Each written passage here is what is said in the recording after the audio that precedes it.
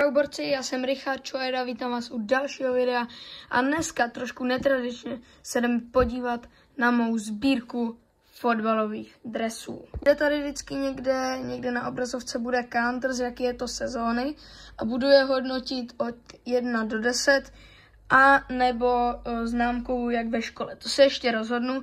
Každopádně já myslím, že to nemusíme nějak zdržovat, můžeme jít na to. Každopádně dejte tady prosím odběr se zvonečkem a jak už jsem říkal, jdeme na to. Ještě ale než začnem, tak mi potom po videu do komentáře napiš, jaký dres se ti líbil ze všech nejvíc. OK?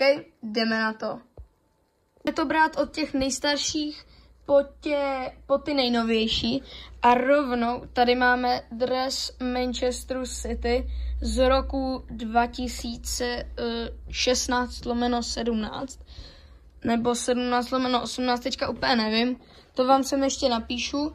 Na zádech je Ríša. Tehdy jsem si ještě dával jméno na dresy, který jsem si kupoval. Teď už to nedělám, teďka už si kupuji normálně s jménem hráče. Je to originál, logo je krásně vyšitý a já tomuhle dresu dávám solidních 7,5 z 10 borci. Za mě žádná hitparáda, ale je to můj legendární dres a to se taky počítá. A na Manchester City navazujeme rovnou tímhletím francouzským dresem z roku 2020 až 2021. Vší nádherný, pruhovaný, sice fake, jo, můžete vidět, že to je normálně no, že to není vyšitý. Vzadu Kylian Mbappé s 10, brácho, červený proužek takhle ve prostřed a já musím říct, že mně se tady ten starý dres, i když je neorigo, takže se mi hodně líbí, borci. A já se vám musím přiznat, já tomuhle dresu dávám 9,5 z 10, borci. To je fakt za mě topečka. To je fakt za mě topka, borci. A následuje to zase Kylian Mbappé. Tentokrát je to nějaký fanouškovský předmět. Dres Paříže, Paris, tady Jordan, vyšitý logo, originál. A tenhle ten mně se taky líbí, ale víc než 8 z 10 bych tomu nedal. Takže za mě 8 z 10. Ten francouzský nároďák byl za mě hezčí, ale tenhle je taky dost solidní. A jiný dres Paříže vlastně ani nemám. Další legendární dres ze sezóny 2017/18 je tady dres Chelsea. Yokohama Tires. Tady jsou ještě na dresu takovýhle ty, nevím, co to ani je, co je v tom znaku Chelsea, možná to vidíte, trošičku to prosvítá.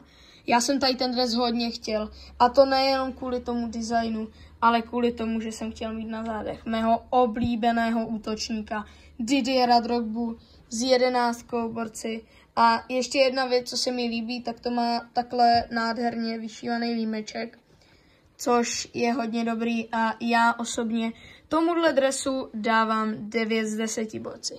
Hodně legendární, ale zároveň i hodně pěkný dres a za mě 9. 9 si to minimálně 9 si to zaslouží. A my u Chelsea zůstáváme, protože tohle je dres ze sezóny 2022/23. Krásně troječka ve středu, logo Chelsea. Sice není vyšitý, ale je to z takového, nevím z čeho to je, vypadá to jako nějaký plást. Ale nevím. Zase nádherně vyšívaný límeček. Tady to má dokonce i knoflíček. A sice je mi trošičku oversize, borci. Teďka XS to je, borci, no, tak. Tady máte důkaz. Tady tohle XS. Takže trošičku oversize. Na zádech je nejlepší fotbalista, jmenuje se Nikdo.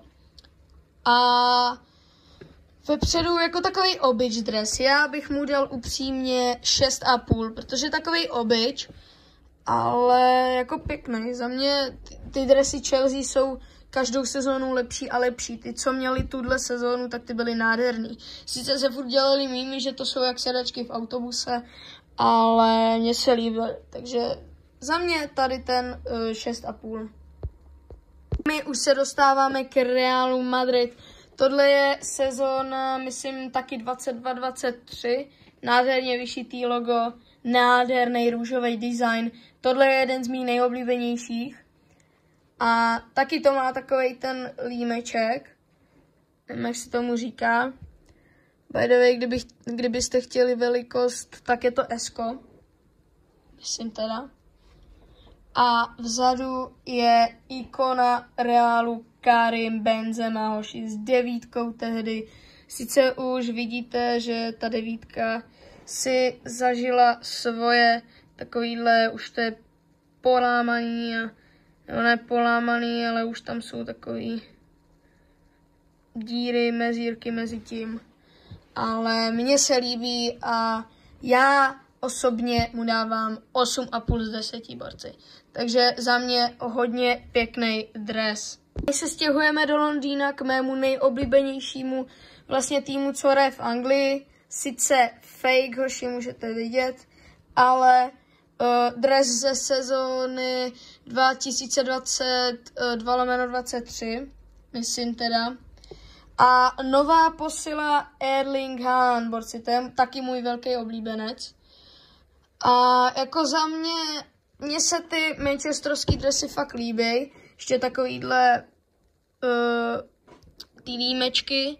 Mají barvu Lotyšska, což mně se líbí a nevím proč, ale mě to s tím prostě ladí. Dobrý to je, pěkný to je, sice ne origo, ale za mě, mýmu oblíbenému klubu, můžeme dát s klidem 8,5 hvězdiček, teda 8,5 bodů, aby jsme byli přesní. Takže to byl Manchester City. My se vrátíme zpátky do Španělska, konkrétně teda znovu do Realu Madrid, tentokrát do fejkového Realu Madrid. Ale Emirates Fly Better, borci. Tady tohle ligový logo je to fake, takže to není z té pravé sezóny, borci. Tady ten dres je ze sezóny 23/24 a na zádech je s legendární 5 s dědinou po Zinedinu Zidanovi Jude Bellingham. A tenhle dres je strašně obyčejný, není na něm nic zvláštního, ještě k tomu už je pošpiněný, jo. Asi to nejde úplně vidět, ale je pošpiněný hodně, tak ze zadu to možná půjde vidět, vidíte, úplně pošpiněný, ale proto si zaslouží 5,5 z 10. Jako obyč dres, i když nebyl pošpiněný a byl novej, tak jako dobrý, ale přece jenom, nevím, no. Hele, schválně mi napište dolů do komentářů, jestli máte radši Barcu nebo Real. Já osobně, za mě osobně je to teda Barca, jo, ale nechci urazit fanoušky Realu, nevadí mi ani jedno. Víte, jak jsem mluvil o té Barce, tak tam se teďka přesunem. Nádherný originální dres, sezóna 2023/24, úplně stejná sezóna. A tenhle já se musím přiznat, ten se mi fakt líbí. La Liga nádherně takhle, jo, potisklá Spotify logo, borci, a ze zadu s 27 ještě Lamine Yamal, borci. A sice, hele, můžu vám ukázat nějaký známky toho, že už je to trošičku starší, i na té dvojce to mám, ale mně se extrémně líbí. Je to výborný dres a já bych Barcelonu ohodnotil pozitivně, a to 8 body z 10. A myslím si, že je to jeden z těch hezčích dresů, co tady v tom videu jsou. A jak říkám, mně se líbí. 5 sezóna 23/24. Můj oblíbený klub Manchester City. Krásný vyšitý logo, borci, Etihad Airways. Krásný límeček, zase jak u Chelsea, jeden z mých oblíbených dresů a vzadu opět nejlepší hráč. A kdybyste teda ještě chtěli vidět velikost, tak to vám neřeknu, protože to nevyčtu, ale nádherný dres. Ještě tady, tak je Etihad Stadium. Myslím teda, že to je Etihad Stadium. Vypadá to tak. Je to stadion vlastně Manchester City, ještě tady za límečkem takový nápis City, borci. Mně se líbí. Vytvořený Pumou, A já opět mému oblíbenému klubu dám tentokrát 9 z 10 borci, protože tady ten je fakt libovej. Ještě chvilku zůstaneme v sezóně 23/24 a máme tady domácí dres Juventusu, originální, vyšitej borci. A já už vám teďka říkám, že tohle je prostě 10, kámo. Jeep, jak jsou ještě v tom ty blesky, hoši, ta žluto-černobílá k sobě megálně patří, megálně dobře k sobě patří. Na zádech opět nejlepší hráč, ten hrál všude. A jako za mě tohle je jasná 10, borci. V dnešním videu ten je možná ten nejhezčí, borci. A další předposlední dres ze sezóny 23/24 je Borussia Dortmund. Originální dresík, borci, taky nádherný. Tady mají, nevím ani co to je. Zase krásný límeček, jak u Chelsea nebo Manchester City. Na zádech opět nikdo. Jo, tentokrát je tam hráč, který se jmenuje Dortmund. Teda co? A zase vytvořený Pumou.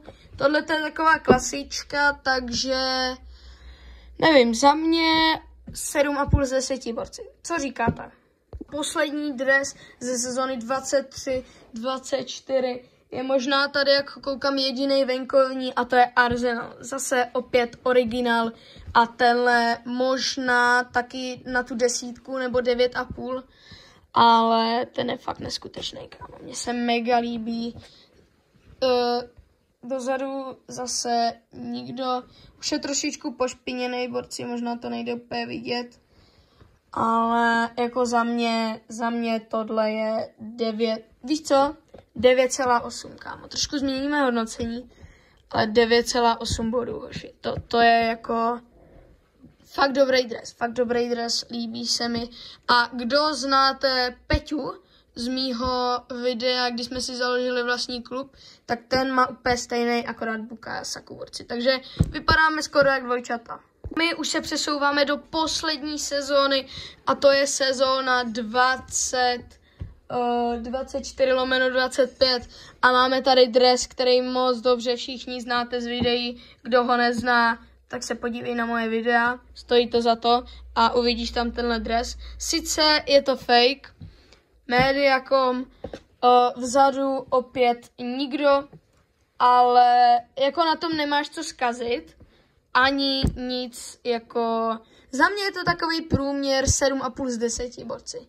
7,5, ten jejich venkovní, mně se teda líbí víc, takový ten bílej s těma červenýma těma, možná jsem hodím obrázek, ale jako za mě 7,5, na tom není co obkecávat. Poslední dres z dnešního videa, fanouškovský dres FC Barcelony, vyšitej, vzadu Lamine Yamal, borci, Spotify a jako, jak jsem mluvil o tom, že Juventus je 10, že na to nic nemá. Možná tohleto je jeho konkurent, protože tohle jde do top týru, borci. Ještě jak je tady to velký logo Barcičky. Ty kráso. A ještě takový tmavě červený prvky, borci. Fakt. To je za mě 10, borci. A hřeb večera, tak to snad je nejlepší dres, borci. To je jakoby fakt topka. Slavia, originální, vyšitý, modro-červeno-bílý prvky. Tady na tom límečku tak má ještě takovou, jak to bývá na těch ulicích, prostě SK Slavia Praha, vzadu Tomáš Chorý, teda co? Ne, borci, abych byl upřímnej, tak tenhle ten dres fakt se mi líbí, borci. A to nevím jakoby, jestli to je tím, že jsem slávista, asi to tak bude, protože mně se ty spartanský prostě nelíbí. Já to řeknu na rovinu, mně se nelíbí. Ale prostě tady ten se mi fakt líbí, borci. Ale není to 10, je to 9, borci. 9, což jasně ukazuje to, že nejsem podplacený od Slávie.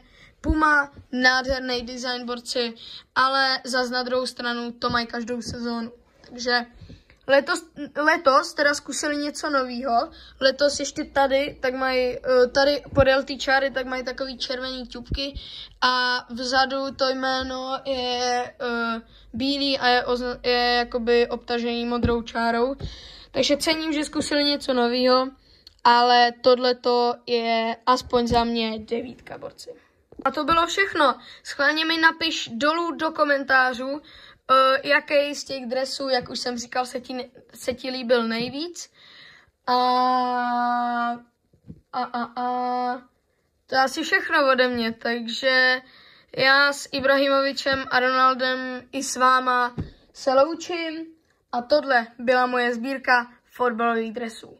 Čus.